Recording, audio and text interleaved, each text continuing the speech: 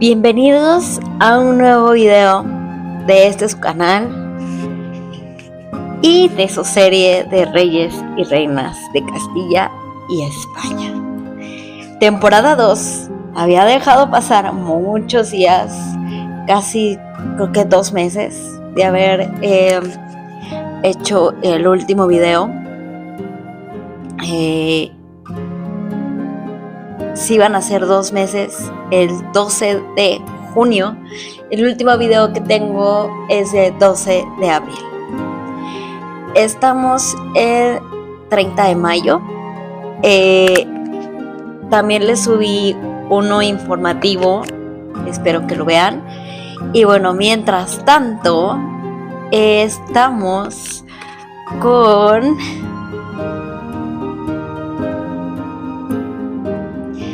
los Reyes y Reinas de Castilla. Bueno, como vamos a empezar una nueva temporada y esta va a ser con Sancho IV, que bueno, este rey prácticamente le quitó la corona a su papá. Y bueno, hoy les traigo una historia que sinceramente si la viéramos en Netflix, muchos dirían: nah, esto es demasiado exagerado, pero en realidad pasó, porque hoy vamos a hablar de Sancho IV de Castilla, conocido como Sancho el Bravo, un rey que hizo algo que ya desde el principio suena complicado. Se peleó con su propio padre por la corona. Tan solo eso, Y cuando digo pelearse, no me refiero a una discusión familiar en Navidad, con los primos, los tíos y la tía criticona. No, me refiero a una pelea que dividió a todo un reino. Así que pónganse cómodos, porque esta historia tiene traiciones, problemas familiares, guerras, ambición y hasta uno de los mayores dramas sucesorios de la Edad Media. Para empezar, tenemos que hablar un poco de su papá, pero si quieren saber más, vean el capítulo anterior. Su padre era Alfonso X el Sabio, y seguramente ese nombre les suena porque es uno de los reyes más famosos de España y de Castilla. Era un hombre extremadamente inteligente, le encantaban los libros, la astronomía, las leyes, la cultura, y básicamente era el típico estudiante que sacaba pro 10. Pero como suele pasar en muchas familias, ser brillante es una cosa que no significa que todos los demás funcione perfecto. Alfonso tenía varios hijos y heredero oficial era Fernando de la Cerda. Todo estaba planeado, Fernando sería el rey algún día, fin de la historia. O eso parecía, porque en 1275 Fernando muere inesperadamente. Y aquí es donde todo termina por explotar. Imaginen una empresa familiar. Tiene un director que fallece, entonces surge la pregunta: ¿quién sigue? ¿Los hijos del director fallecido o el hermano? Pues exactamente eso ocurrió. Fernando dejó hijos pequeños y muchos pensaban que ellos debían heredar el trono. Pero había un pequeño problema, detalle, lo que quieran llamarle. Sancho no estaba nada de acuerdo. Él decía algo así como: muy bonito todo, pero yo soy el siguiente hijo del rey. La corona debería ser para mí. Y honestamente mucha gente lo pensaba igual. Así que Castilla empezó a dividirse. Algunos nobles apoyaban a los hijos de Fernando, otros apoyaban a Sancho, y mientras tanto Alfonso X intentaba mantener el control. Pero la situación se fue complicando tanto que Sancho empezó a ganar cada vez más seguidores, y aquí es donde la historia se vuelve bastante loca. ¿Por qué? Porque poco a poco Sancho empezó a comportarse como un rey, como un príncipe, y muchos nobles comenzaron a obedecerle a él y no a Alfonso, a él. Imagínense, la tensión en las reuniones familiares. De hecho, la relación llegó a deteriorarse tanto que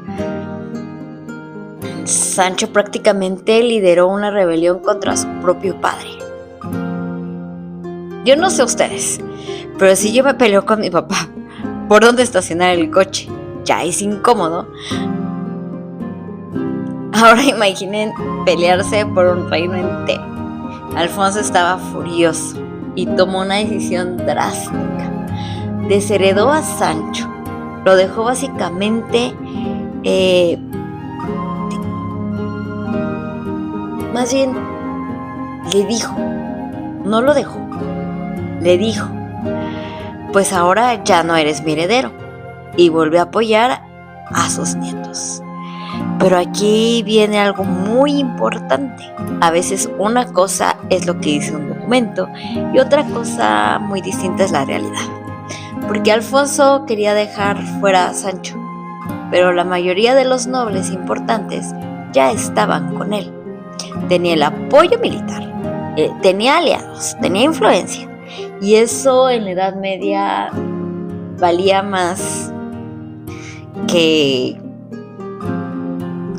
una herencia por derecho.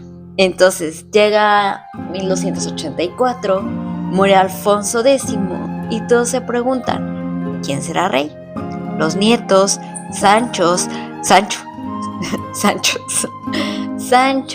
habrá guerra, caos, drama. Bueno, un poco de todo.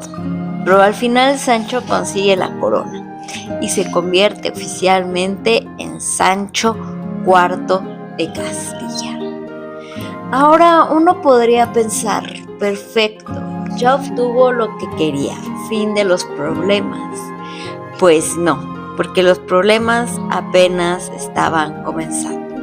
Resulta que había muchísima gente que seguía pensando que él no era el legítimo rey, especialmente los partidarios de los llamados infantes de la selva, que recuerden eran los hijos del heredero original, así que durante buena parte de su reinado tuvo que estar demostrando constantemente que merecía el trono. Y por si fuera poco, aparece otro problema: su matrimonio. Sancho estaba casado con María de Molina, y aquí quiero que recuerden este nombre porque es importantísimo. María de Molina es una de esas personas que muchas veces no reciben suficiente reconocimiento en la historia. Era increíblemente inteligente, políticamente muy hábil y probablemente salvó la monarquía castellana más de una vez. Pero había un inconveniente. Sancho y María eran parientes, algo relativamente común entre familias reales de Europa. Sin embargo, la iglesia no estaba muy contenta con esta situación y empezó a cuestionar si el matrimonio era válido. Y si el matrimonio no era válido, ¿qué pasaba con los hijos? Exacto. Más problemas de sucesión, más discusiones, más dolores de cabeza. Por cierto, si algo caracteriza a Sancho es que era muy diferente a su padre. Alfonso era un intelectual, estudioso, hombre de libros. Sancho era más práctico, más guerrero, más directo. Si Alfonso pasaba horas escribiendo leyes, Sancho probablemente estaba organizando tropas. Por eso terminó siendo conocido como el Bravo. No porque fuera amable precisamente, sino porque tenía formas de ser duro y decidido. Y claro, tampoco podían faltar las guerras, porque en aquella época Castilla seguía enfrentándose a amenazas tanto dentro como fuera de la península. Todavía existía el reino de Granada, así que... y además, había ejércitos procedentes del norte de África que seguían interviniendo en la región. Y bueno, pues Sancho pasó buena parte de su reinado apagando incendios políticos y militares. Literalmente no tenía tiempo para aburrirse. O sea, ¿quién va a tener tiempo de aburrirse? hay una historia muy famosa que ocurrió durante su reinado y que seguramente muchos han escuchado, la de Guzmán el Bueno. La leyenda cuenta que los enemigos capturaron al hijo de Guzmán y le dijeron que si no entregaba una fortaleza, matarían al muchacho. Y la respuesta fue algo así como: prefiero perder a mi hijo que traicionar mi deber. Es una historia durísima. Y aunque con los siglos se mezcló la realidad con la leyenda, terminó convirtiéndose en uno de los relatos más conocidos de la historia medieval española. Lo curioso es que después de luchar tanto por seguir a la corona, Sancho no reinó demasiado tiempo. Murió en 1295. Tenía apenas unos 30 y tantos años y dejó el reinado a su hijo Fernando IV, que todavía era un niño. Y aquí es donde María de Molina vuelve a aparecer como una auténtica heroína política. Pero esa historia la dejaremos para el próximo episodio. Y la verdad, cuando uno ve toda la vida de Sancho IV, es difícil no pensar que fue una persona extremadamente ambiciosa, porque no aceptó quedarse esperando. No aceptó a otros que decidieran por él. Se enfrentó a nobles, rivales, a la iglesia y hasta a su propio padre. Y al final consiguió convertirse en un rey. Ahora, si eso estuvo bien o mal, ya se los dejo a ustedes. Pero lo que nadie puede negar es que su historia fue cualquier cosa menos aburrida. Y honestamente creo que es una de las historias familiares más caóticas de toda la Edad Media, porque pocas familias pueden decidir que tuvieron una pelea por la herencia, pero muy pocas pueden decir que esa herencia era un reino entero.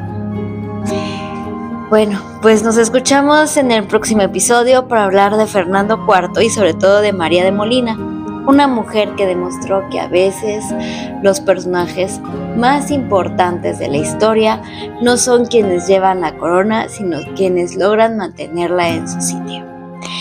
Y como siempre, les pido por favor que sigan este canal, que le pongan me gusta al video para que otros nos encuentren con esta historia de reyes y reinas de Castilla y España. Hasta la próxima.